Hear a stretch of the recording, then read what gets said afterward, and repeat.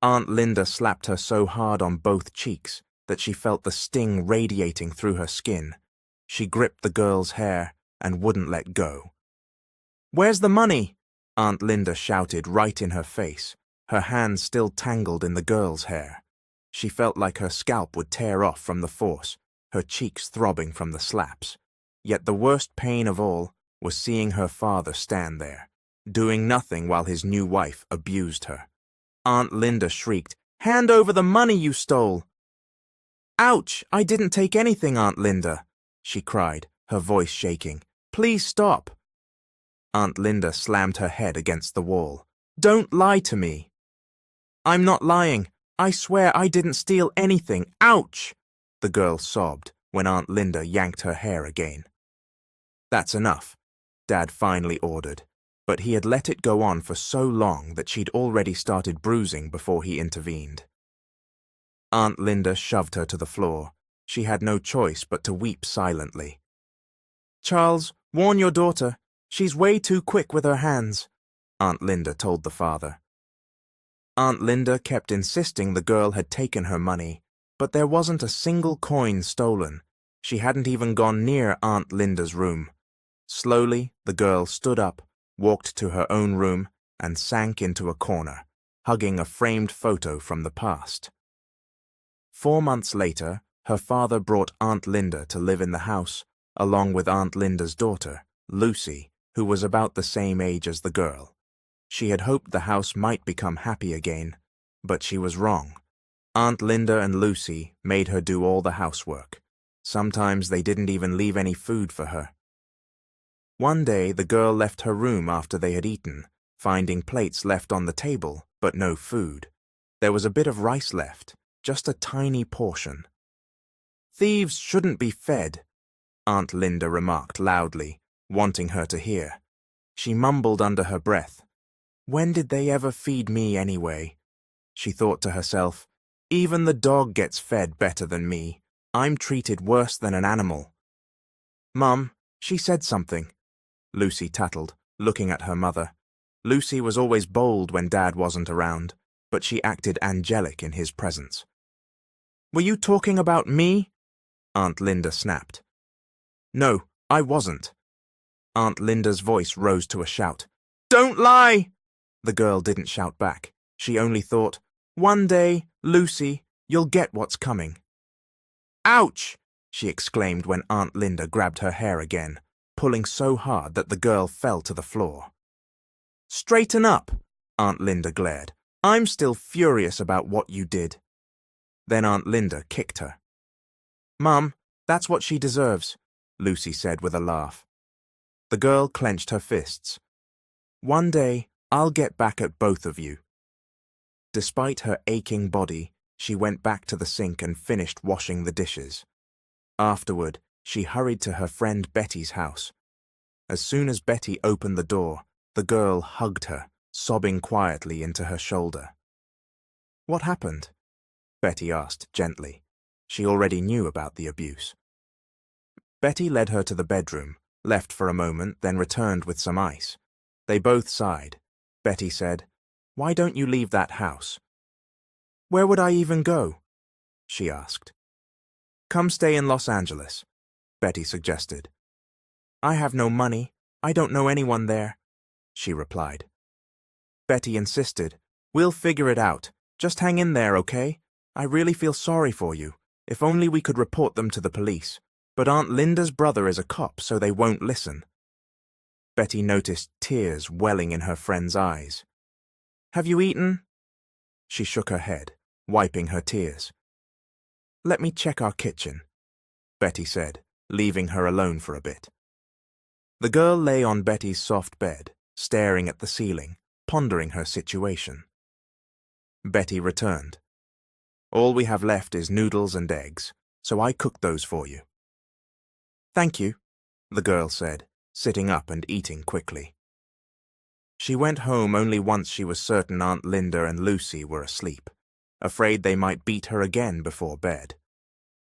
In the middle of the night, she woke to the sound of Dad and Aunt Linda arguing. "How did you end up with such a big debt?" Aunt Linda yelled. "How else? Aunt Linda demanded when Dad didn't respond. I lost while gambling, he finally admitted. Oh my God! They fell silent for a while until the girl heard a loud thud. You promised me a comfortable life, not one full of problems, Aunt Linda fumed. The girl sat up and listened. So Dad had a big debt, which explained Aunt Linda's outburst. She pressed a hand to her forehead and glanced at the framed photo of her late mother. If only you were still alive, Mom, she thought. Dad never used to gamble or drink. He just worked and stayed at home. He had adored Mom, but once Mom died, he started to change. He came home drunk most nights. She tried, but she had no power to stop him. The worst part was that he blamed her for her mother's death, saying she should have died instead. Even so, she clung to her love for him because he was her father, and she wouldn't be alive if not for him. Eventually, the house went quiet, and she returned to bed. In the morning, she went to the local market to help Mrs. Myrna, earning $150 a day from Friday to Sunday. The pay included meals. Anything specific you're looking for, Sir, Ma'am? We have brand new flip-flops, she said, trailing behind a family who was checking out the merchandise. Do you have a size 6 for these? The woman asked. Yes, ma'am, she answered, quickly gathering different sizes. The woman ended up buying 3 pairs. The girl felt happy about that sale. She had finished lunch when Dad showed up. Do you have any money? He asked. No, Dad, she answered. How about your wages for today? I'm still on my shift. I haven't been paid yet, she said, hating the desperation in his voice. He turned to Mrs. Myrna, who shook her head sympathetically. Still, she handed him some cash. The girl was crushed. She couldn't even hold on to her own earnings. They hardly fed her at home, and now she had no money of her own. As Dad walked off, the girl gave a sad smile to Mrs. Myrna. If only your mother were alive, you'd probably be in college, the older woman said. That comment brought tears to the girl's eyes. She knew that Mrs. Myrna understood how difficult her life was. At least she had a meal from the stall. That evening, she headed back with empty pockets. She stopped by Betty's house. Betty had just come home from her college classes. She had managed to keep studying, unlike the girl who felt her life was going nowhere. How's school? She asked Betty, who was in her bedroom, hunched over an assignment. Betty sighed. It's tough. You can handle it, the girl said, trying to encourage her. It's for your future. Betty mustered a smile. Yeah, for both of our dreams. They had once shared the same dream of becoming teachers. Now it felt like Betty was the only one with any chance of making it happen. Betty looked up. When I graduate, I'll send you to school, she said quietly. She froze. Don't worry about me, the girl replied. I've accepted my fate. No way, life can still turn around, Betty insisted. I hope so. I pray every night for things to change, the girl said, tears lurking in her eyes. Betty squeezed her hand. I pray for you too, every night. Thank you. While Betty continued her assignment, the girl flipped through Betty's English textbook. Suddenly, the bedroom door swung open. Hi, sis, a man said. Hey! Betty jumped from her chair, rushing to hug him. The newcomer was Adrian, Betty's older brother, 7 years her senior, and working as an architect in another city. The girl watched them, thinking about what it would be like to have a sibling. Adrian glanced her way with a polite smile and a nod. What did you bring me, Adrian? Betty asked. Check the living room, he teased, playfully ruffling her hair before walking out. The girl stood. I'm heading home, Betty. Why not have dinner here? Betty offered. She shook her head. I'm actually full. I'd rather go home and rest. All right, but come back tomorrow. They left the bedroom and found Betty's mom in the living room. Oh, going home, dear? Why don't you stay for dinner? Betty's mom asked. It's okay, Ma'am. I have to get back, the girl answered. Outside, she ran into Adrian, who was smoking. He immediately hid the cigarette behind his back. Heading home? He asked, in a serious tone. She nodded, unable to meet his gaze. His stare always seemed too intense. She walked away quietly. At home, she found Aunt Linda and Dad arguing again. Aunt Linda turned on her the moment she walked in. What time do you call this, huh? Go make dinner, Aunt Linda screamed. She obeyed without a word. After serving the food, she showered and tried to rest, waking up early the next morning to sell at the market. But once again, she didn't get to keep her pay. Aunt Linda arrived at noon, took her wages, and claimed it was for groceries. Groceries the girl wouldn't even taste because they never let her eat. Feeling hopeless, she passed by Betty's house before going home. She was surprised to see Adrian and his two friends all drinking in the living room. She caught Adrian's eye for a few seconds, and his friends cleared their throats awkwardly. She quickly looked away, feeling self-conscious. His friends were handsome, too. Betty had a crush on one of them, named Trevor.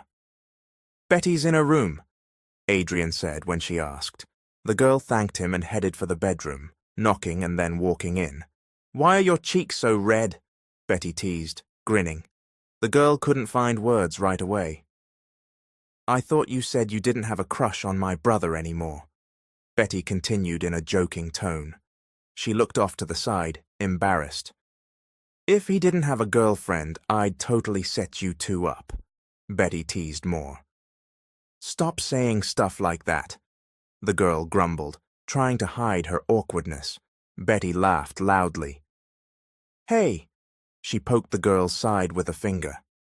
Quiet, Betty. They might hear us out there, the girl whispered.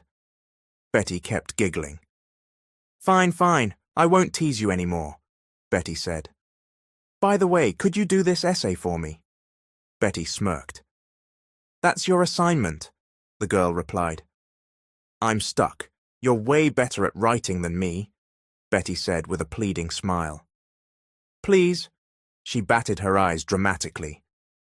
If you do, maybe my brother will give you a kiss. You're so weird, the two laughed. Betty raised her hands. But you want it, she shook her head. No, Betty grinned. All right, I'm stepping out to grab some food in the kitchen. The girl checked Betty's assignment. It seemed pretty simple. Betty returned carrying snacks. Lucy's outside, Betty muttered. They both arched their brows. Lucy had probably rushed over as soon as she heard Adrian was in town, blatantly flirting whenever she had the chance. Betty sighed. That girl irritates me. The other girl nodded. Me too. I wish I could make her and her mum move out. Betty shook her head. I'm definitely keeping an eye on her. She's not getting alone time with Adrian, especially if he's drunk. She might trap him. The girl snorted. I doubt he'd go for Lucy. He has a gorgeous girlfriend, a flight attendant. Why would he switch to someone like Lucy, who's known for going through boyfriends left and right? She wanted to wait until Lucy left, but Lucy had no plans of going home yet. She was clearly waiting for Adrian to get drunk so she could make a move. Suddenly, Lucy noticed her emerge from Betty's room. Oh, Sandra, you're here, Lucy said with a bright smile. The girl forced a polite nod, even though she wanted to roll her eyes. Lucy could be so fake. Returning home, she found Aunt Linda talking to 3 men at the door. He's not here, Aunt Linda told them. He went out. They peered inside. All right, tell him he needs to pay what he owes, one of them said. They turned away, but not before leering at the girl from head to toe. She felt creeped out by their stares. Aunt Linda, who were those men? She asked. They're the people your father is indebted to, Aunt Linda snapped. Where's your dad? I don't know, she added, walking away with a huff. When the girl entered the house, she found her dad in the kitchen. What's happening, Dad? She asked anxiously. He finally answered, "Sweetheart, I need a large sum of money." "For what?" "500,000, he said. Her eyes widened.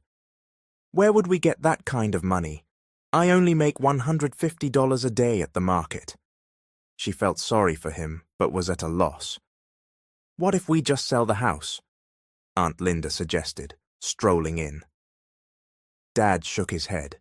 "Number this place is all we have." "Why not?" "Are you waiting for those loan sharks to kill you?" Aunt Linda retorted. Dad refused. "We won't sell this house. If we did, where would we live?" Their bickering gave the girl a headache. She grew frightened about what might happen to them. Quietly, she went to her room and tried to sleep. The next morning, Aunt Linda and Dad were in the kitchen again. She was about to approach them when she heard Aunt Linda say, "Mr. Donovan really likes Sandra. If you can get her to agree, our problems are solved." The girl's eyes went wide.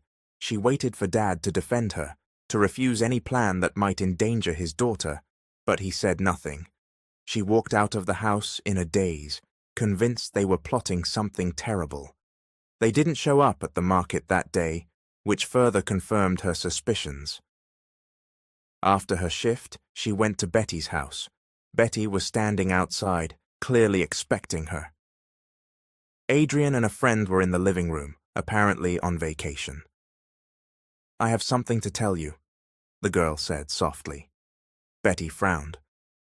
"What is it? You look upset." They locked eyes for a moment. The girl hesitated, then said in a low voice, "Dad and Aunt Linda plan to sell me to Mr. Donovan." Betty practically shouted, "What?" before the girl hushed her. "How did you find out?" Betty asked, trembling. "I heard them.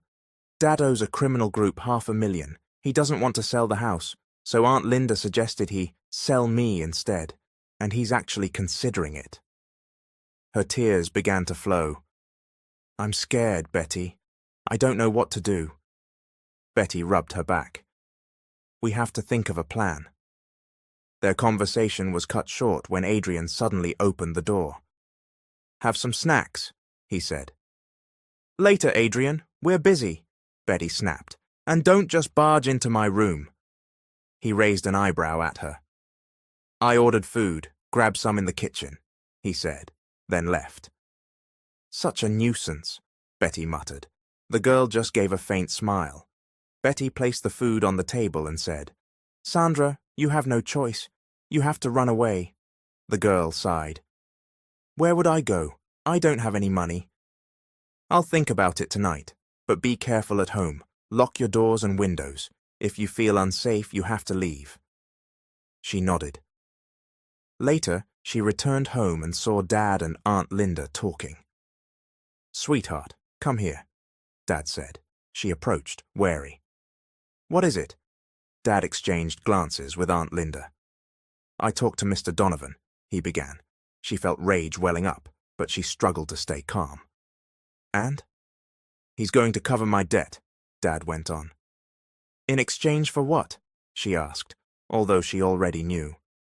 "You know he's interested in you," Dad said. "He wants you to marry him." She shook her head. "I don't want that." "What?" Aunt Linda snapped, about to strike her when Dad held Aunt Linda back. "Sweetheart, please," Dad said. "You're my only hope. You'll have a big house, money. He's old, so when he passes, you'll inherit something." She stared at her father in disbelief. "Money isn't everything, Dad. I'm not doing it." She turned away and heard Aunt Linda's angry voice, but Dad said, "Leave her be. She's just shocked. She'll agree soon." In her room, the girl couldn't sleep, worried and restless. Finally, around 9 at night, she decided to run to Betty's house. Adrian and his friends were still in the yard, drinking. "Oh, Sandra, it's late," Trevor called. She forced a smile. "I need to talk to Betty." They nodded, and she slipped inside, calling Betty's name softly so as not to wake Betty's mum. "Sandra, what's wrong?" Betty asked. She took a shaky breath.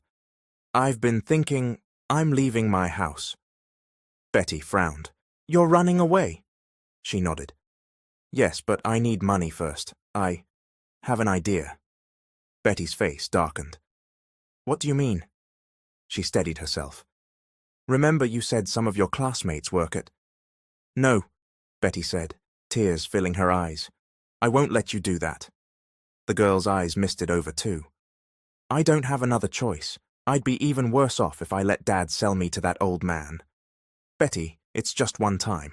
Please introduce me to your classmate who knows that business. Betty fell silent for several minutes, and the girl kept pleading. This is the only way I can see to get out, with some money to survive. I can't just run off with nothing at all. Without realizing it, the girl fell asleep. She woke at 4 in the morning, seeing Betty already up, eyes swollen from crying. Meet me this afternoon outside my school, Betty said in a trembling voice. Do you have enough for the bus? She nodded. Betty sighed. Okay then. I feel awful, Sandra. I don't want you in danger. You're helping me. Thank you, she whispered, fighting back more tears. They went to the kitchen to eat breakfast. Betty's mom was awake too, preparing food. Eat up, honey, Betty's mom said warmly. She thanked the woman. As she ate, she felt tears prickling, realizing it might be the last time she'd see Betty and her mom. She went home to gather her clothes, quietly slipping out so that Dad and Aunt Linda wouldn't notice. She brought her sack of clothes to the market, working her shift. Dad showed up, nagging her for money. A few minutes later, Mr. Donovan arrived, gave her a smug look, and said, You'll be mine soon, Sandra. She muttered to herself, Never, her heart pounding. At 5 in the afternoon, she took the bus to Betty's school. Betty was outside with another woman named Charlene, who was dressed to the nines. That her? Charlene asked, scanning the girl. She'll look even better once she's fixed up. They went to a small coffee shop, where Charlene took the girl's photo to send to her manager. I told him you're a virgin, Charlene said. They waited about 30 minutes until the manager messaged back. All right, we have a booking, Charlene announced. We're heading to the city. Do you have another outfit? Betty sighed, pulled out a red dress from her bag, and handed it over. The girl knew Betty hated what they were doing, but was helping anyway. Betty insisted on coming along with Charlene to the city. The ride took over an hour. They arrived at a restaurant where they met Madame Ruby, whom Charlene called her manager. We'll wait for the client to confirm, Madame Ruby said.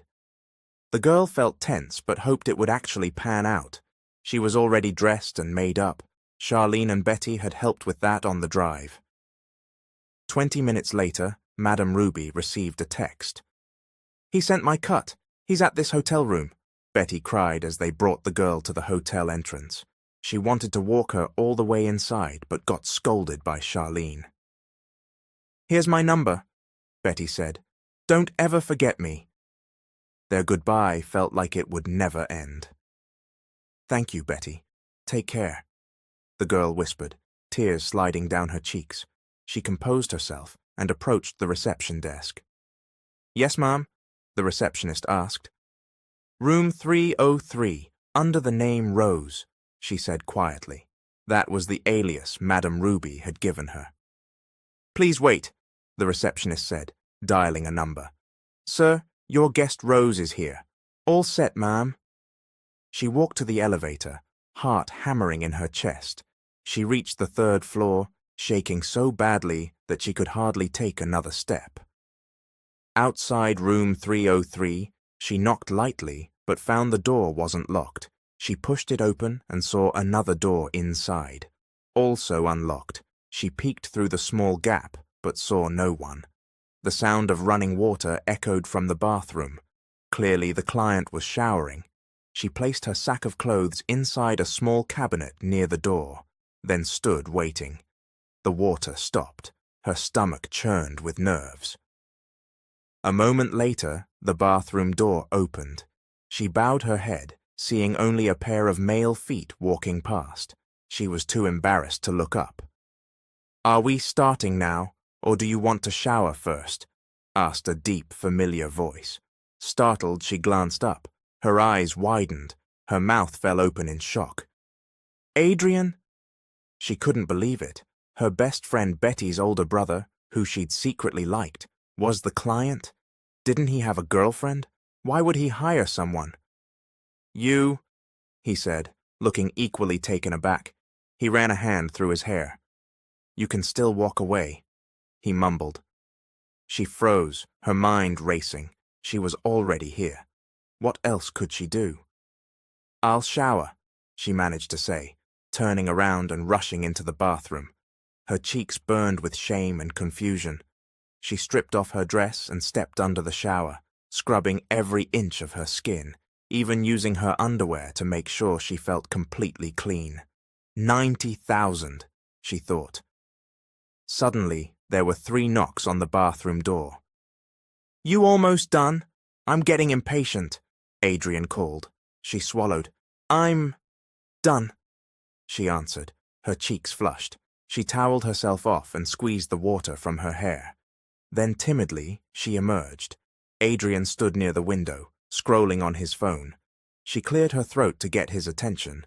He set the phone down and locked eyes with her, as he always did when she was at his house. She bit her lip, fighting the urge to look away. "Is that beer?" she asked, pointing at the bottle on the table. He nodded. "May I have some?" she whispered, self-conscious. He gave a short laugh. "You owe me that." He stepped toward her. She was too startled to move. He lifted her chin so she'd meet his gaze. A slight smirk curved his lips. "You're really beautiful, Sandra," he murmured. She felt Adrian's soft lips pressing against her own. The moment his lips moved, she closed her eyes. She draped her arms around his shoulders, doing her best to kiss him back. His gentle kiss gradually turned urgent and fiery as his hands roamed every part of her body. She responded to his kiss fully, her fear and anxiety disappearing until he carefully laid her on the bed and leaned over her. He gazed at her for a moment, then claimed her lips once more. He made love to her several times until he was completely exhausted. Before getting off her, he kissed her lips again. Then he picked up his jacket from the sofa, took out a brown envelope, and said, "I added a little extra." He stepped toward the bathroom door and looked at her once more. She waited, thinking he might speak again, but he walked inside without another word. She hurried off the bed, grabbed the thick envelope of money, then rushed to the cabinet. She took out the sack she had brought, got dressed as quickly as she could, and left the hotel room. Her every step was quick and anxious as she headed outside. A tricycle happened to be parked nearby, so she flagged it down, rode to the bus terminal bound for another city, and disappeared. 1 month passed. She managed to build a decent life far away from her father and her stepmother, but she faced a new problem. She discovered she was pregnant. She was carrying Adrian's child. She used the $200,000 Adrian had given her as capital to open a small store. She felt grateful for it because that money allowed her to start over. She cooked breakfast items and snacks to earn enough for daily expenses, rent, and utility bills. She placed the remaining money in the bank, saving it for her future child. She felt both happy and sad. Happy she wasn't alone anymore, but sad and unsure how she would raise a baby by herself. A customer interrupted her thoughts. "Excuse me, miss," the buyer called from the window of her little store. She stood up and asked, "What can I get for you?" "Soft drinks," the person requested. She lived in a crowded neighborhood where the houses stood so close together that it was always noisy, but her small business thrived because of all the foot traffic. She kept the store open until 9 in the evening. Now that she was pregnant, she figured she'd extend until midnight if she could manage. She no longer heard from Betty after everything that happened with Adrian. She felt too ashamed to reach out, knowing Adrian had a girlfriend. She also had no news about her father and Aunt Linda. She simply stopped caring after the suffering they had put her through. Early the next day, she visited the community center for a checkup. The midwife advised her to go to the hospital for an ultrasound to confirm the pregnancy's health. She bought the vitamins the doctor recommended, along with milk and fruit. On her way back, she passed Mrs. Nita, who was cooking outside. "Sandra, you didn't sell breakfast today?" Mrs. Nita asked. Sandra shook her head. "I went for a checkup, Mom." "Are you sick?" "No, I'm pregnant." "You're pregnant? Where's the father?" Sandra forced a little smile. "He passed away," she lied, preferring that to the gossip she might get if people found out the truth. "That's sad, but such is life. You can raise that baby on your own. Just trust in God," Mrs. Nita told her. She might be a gossip, but she was also deeply religious. "Yes, Mom. I'll open my store now. I'll be selling snacks later," Sandra said. "That's good. I'll hang out there so you won't get bored," Mrs. Nita offered. Sandra thanked her before heading off. When she opened the store, Emily, a neighbor, arrived to buy something. "Emily," Sandra said, "may I ask you something?" "Sure," Emily replied. "Where do you get your prenatal checkups done?" "Oh, I go into the city to see the OB. It costs about $200, but the doctor's good," Emily said. "That's great. May I come with you next week?" Sandra asked. Emily smiled. "Yes, are you pregnant too?" Sandra nodded shyly. That was how Sandra and Emily became friends. Emily admitted she had once worked in a nightclub and ended up pregnant by a businessman who was already married. Though he had given her some support, he couldn't take responsibility for her and their child. One day, Sandra noticed Emily crying. "What's wrong?" Sandra asked worriedly. Emily let out a shaky breath. "Julio's wife found out about me," she whispered. Julio was the father of her child. "His wife threatened to have us arrested if we don't end things." "What about the child support?" Sandra asked. "It's gone. He hasn't sent me anything," Emily replied sadly. Sandra felt pity for Emily and decided to let her stay at her place so she could save on rent, especially since Emily still had a bit of money left. Sandra suggested she keep it for the baby's delivery. They worked together, cooking and selling food, ignoring the gossips who claimed they were both mistresses. Only God knew the real story. "Emily, bring the skewers, please," Sandra called, busy preparing halo inside the store. "On my way," Emily shouted back. They earned enough to survive, but eventually Emily gave birth, leaving Sandra to handle the store alone for a while. Emily tried to help, but Sandra insisted she rest to avoid postnatal problems. By God's grace, they got by. Then Sandra gave birth too. Not long after, Emily approached Sandra, looking determined. "I can earn more at the club," Emily said. "Once I save enough, I'll really quit." Sandra sighed, worried about her friend. They had been arguing about this for weeks, but Emily couldn't be convinced. She had used up her savings because her baby was often sick, so their combined income from cooking and selling snacks wasn't enough. Emily left her infant, Sander, with Sandra whenever she went to work at the club. Sandra took care of Emily's baby and her own, whom she named Adrian Jr., or AJ. Sandra noticed that AJ looked exactly like his father, especially when he frowned. She smiled and whispered, "You look so handsome, son." She glanced at Emily's baby Sander, who was asleep.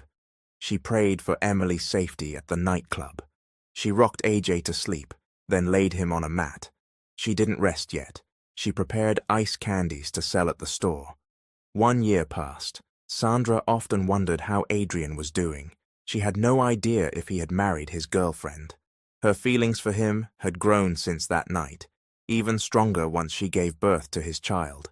Sometimes she daydreamed about introducing AJ to him. Suddenly, AJ fell ill. A doctor told Sandra that her baby needed a blood transfusion. Emily stayed with her at the hospital, having left her own child with the neighbor. Emily put off going to work just to help, but Sandra was close to collapsing from worry. The baby, just a few months old, was very pale and crying. "Don't cry," Emily tried to comfort Sandra, who clung to her. They waited for the results of AJ's blood test. Sandra was type O positive. Emily was type AB negative. The hospital's blood bank said they had no supply of AB- blood at the moment. It was a rare type. A nurse asked, "Where is the baby's father?" Sandra and Emily exchanged glances. Sandra paused, then made a decision. Her child's life was at stake. She had no choice but to go to Adrian. She got into a taxi and traveled to her old home county, not even sure if Adrian was there, but determined to try. During the ride, she prayed non-stop, thinking, "I'm sorry if I disrupt his life, but I have to do this for our child." Upon arriving, she was startled by the sight of a newly renovated 4-story house at the address she remembered. She rang the doorbell 3 times, and finally, an older woman opened the gate. It wasn't Betty's mum, so Sandra feared they might have moved. "Is Mrs. Almira here?" Sandra asked. "She's overseas with Miss Betty. Mr. Adrian is here, though. He's in a meeting," the woman answered politely, unaware of who Sandra was. "I need to speak with Adrian. It's important," Sandra said. The woman let her inside and guided her to the living room, telling her to wait. Sandra glanced around, searching for photos of Adrian with a wife or family, but saw none. She waited 5 minutes, then 10, twisting her hands in anxiety. Every minute was crucial for AJ's life. Suddenly, Trevor stepped through the door, looking surprised. "Sandra," he said, "I'll go talk to Adrian. Wait here." He dashed up the stairs, and soon a beautiful woman came down. She looked like a model, walking with her head held high. She didn't glance at Sandra at all. Trevor reappeared at the top of the stairs and gestured for her to come up. She nearly tripped in her haste. Trevor pointed to a brown door. Sandra carefully pushed it open and stepped into what looked like a study full of books, dominated by a large desk and a swivel chair. Adrian was there, staring at her coldly, sending a chill through her. "Adrian," she said, moving slowly toward his desk. Her knees trembled. "I need your help," she pleaded, tears threatening to fall. Adrian didn't even move or shift in his seat. His hands were folded, his gaze impassive. "You need money?" he asked. She shook her head. "Your child needs you," she whispered. "He has a serious condition and needs your blood. Please, please have mercy on our son." "What did you say?" Adrian demanded. "We have a child?" She nodded. "Yes, our night together. It led to a pregnancy." "And you never told me?"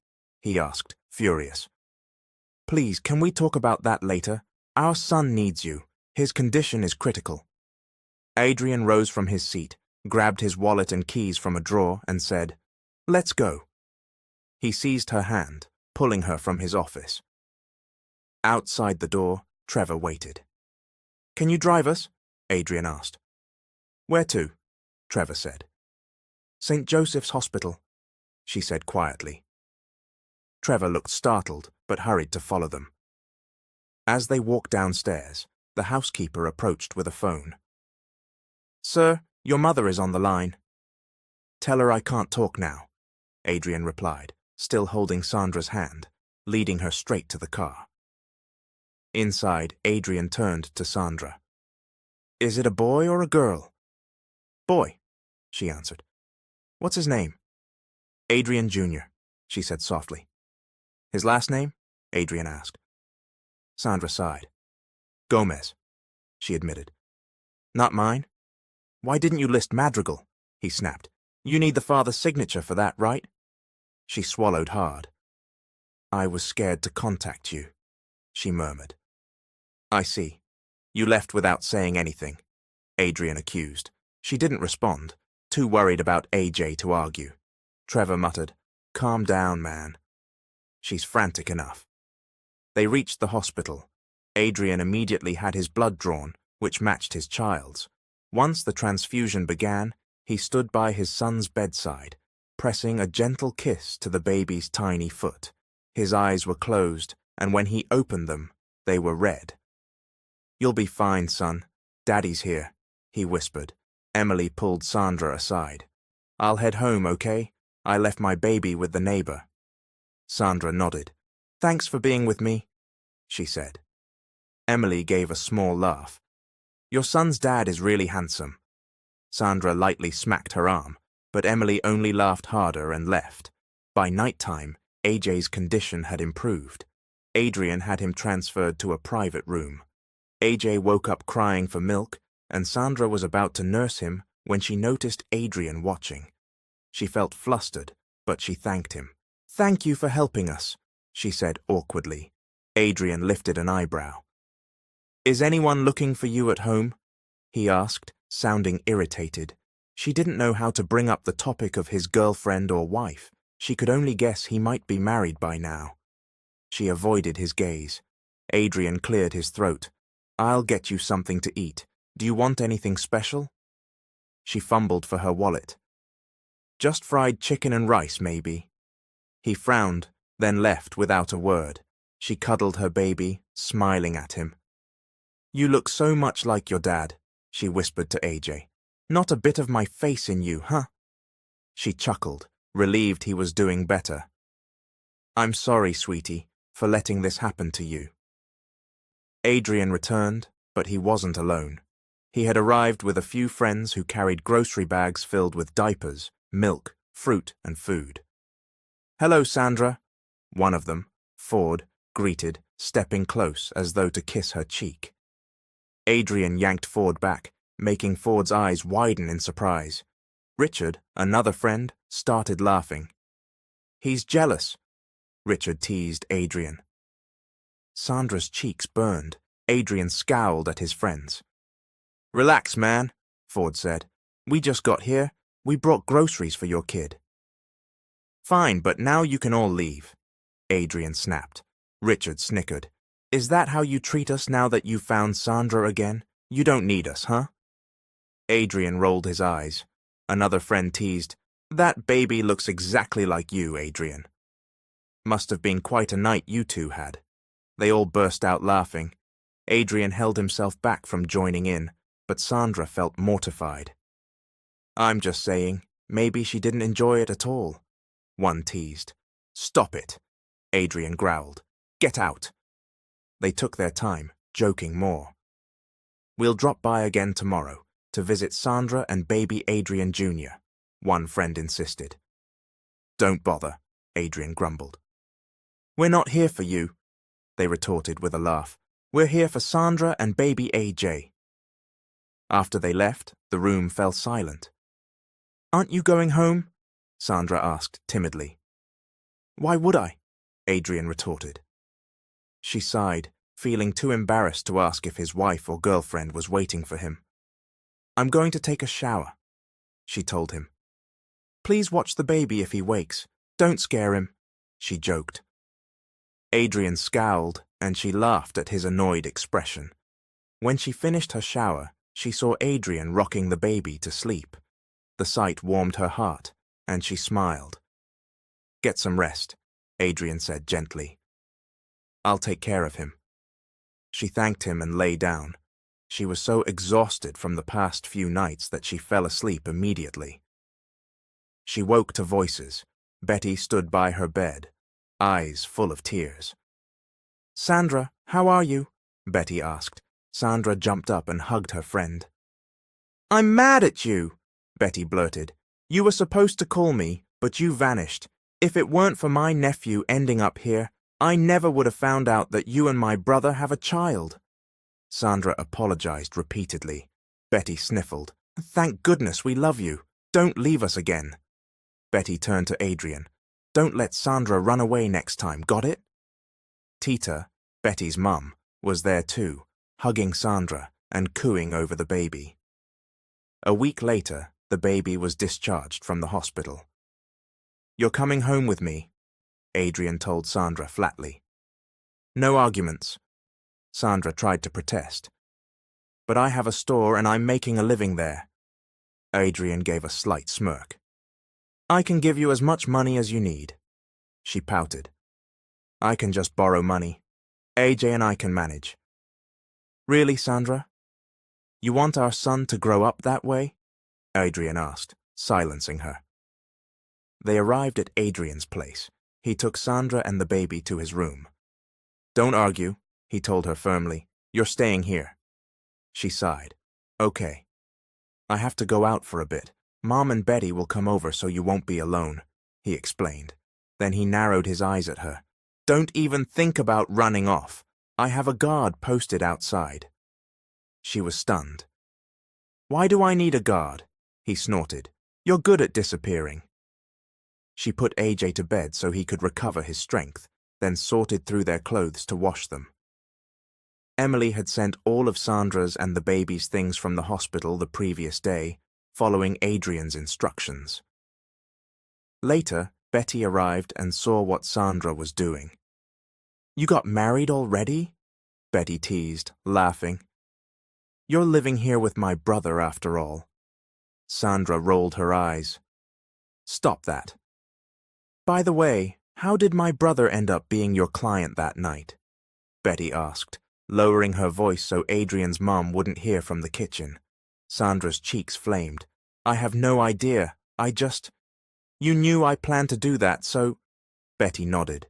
"I told Mom what you were planning. She asked Adrian for money to help you outright, but apparently he had different plans. I had no idea he had desires for you." Betty giggled. "Aren't you happy your secret crush liked you too?" Sandra felt embarrassed. "Shut up." "I'm serious. He came home in a wreck that night, asking me where you were. I didn't know. That's when Mom and I found out what he'd done. Mom lectured him, but he just said he wanted you." Betty continued. "He said he'd always liked you. He tried looking for you, but you vanished. He got busy at work, so at least you managed to catch him single." Betty winked. "His ex tried to get him back, but it never worked out. Looks like you and my brother were meant to be." Sandra's heart pounded. She wondered if Adrian ever admitted his feelings. She bit her lip, thinking about it. "You'll see," Betty teased again. "He'll say it soon enough. Don't answer right away when he confesses, okay?" Sandra snorted. "Don't be silly." Betty laughed. "You're blushing. You're still so into my brother." Sandra threw a baby's shirt at Betty. "Stop it! You're teasing me." Betty squealed and ran off, laughing. "Hey, sis-in-law, don't forget to wash my brother's underwear too." Sandra had no chance to chase Betty because Adrian walked in. "Why are you hand-washing clothes? There's a washing machine," Adrian said, annoyed. "And we can get Trevor's housekeeper to do it." Sandra shook her head. "These are the only clothes we have until we do laundry. I don't mind." Adrian scowled, staring at her. Finally, he said, "I bought some things for you and the baby." "They're in the living room." Eager, Sandra stepped out to find boxes and paper bags filled with baby toys, clothes, diapers, and milk. Betty smirked. "You and Dad went on a shopping spree, huh?" She teased. "Ooh, I see new underwear for Sandra. Perfect size, big plans for baby number 2. Sandra threw a pillow at Betty. "Shut up!" Betty pointed at Adrian. "You'd better court her properly, big brother. You can't just assume she's head over heels." She paused, then gasped dramatically. "Oops, sorry, that slipped out." Adrian noticed Sandra blushing.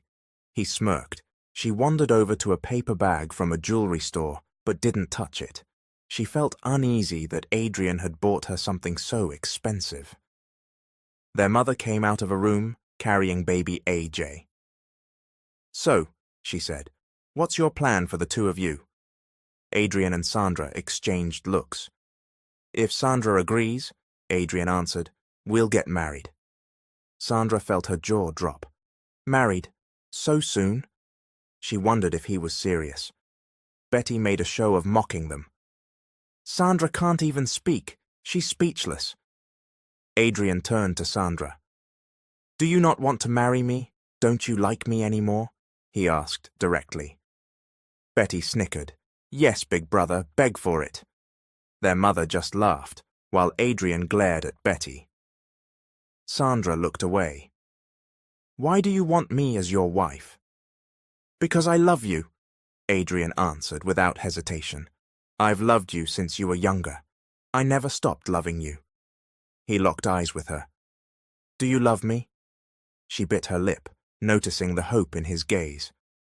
I love you too, she finally whispered. He hugged her tightly. Betty cheered, their mum clapped, and even baby AJ seemed to join in the excitement. Adrian then pulled a small box from one of the paper bags. He opened it to reveal a ring, gently taking Sandra's hand and slipping it onto her finger. I love you, he repeated. They married at City Hall soon after. Adrian wanted a church wedding eventually, but Sandra said it could wait. She learned her father and Aunt Linda had sold their old house and disappeared. She hoped they found some peace and kindness in their new lives. Emily also married a foreign boyfriend. She was waiting for a visa so they could move to America. Adrian enrolled Sandra in a 2-year hotel and restaurant management program. He wanted her to finish college, but she chose a shorter course to focus on him and their child. On graduation day, he went on stage with her to get her diploma. Congratulations, babe, he whispered as they stepped off stage. She smiled. Thank you, I have a surprise for you later, she said in a playful tone. What is it? Tell me, he insisted. They arrived at a restaurant for lunch, where his mother and Betty were already waiting. His mum grinned. So, when are you going to tell everyone that I'm getting another grandchild? Sandra turned bright red, and Adrian's eyes grew wide. You're pregnant again. You didn't tell me, he said, half laughing, half scolding. She shrugged. Guess my surprise is ruined, she teased. He drew her into a hug. Thank you, babe. I really want a big family. Me too, she said with a grin, imagining a house full of children. Everyone laughed happily, including AJ, who was giggling from his high chair. The end.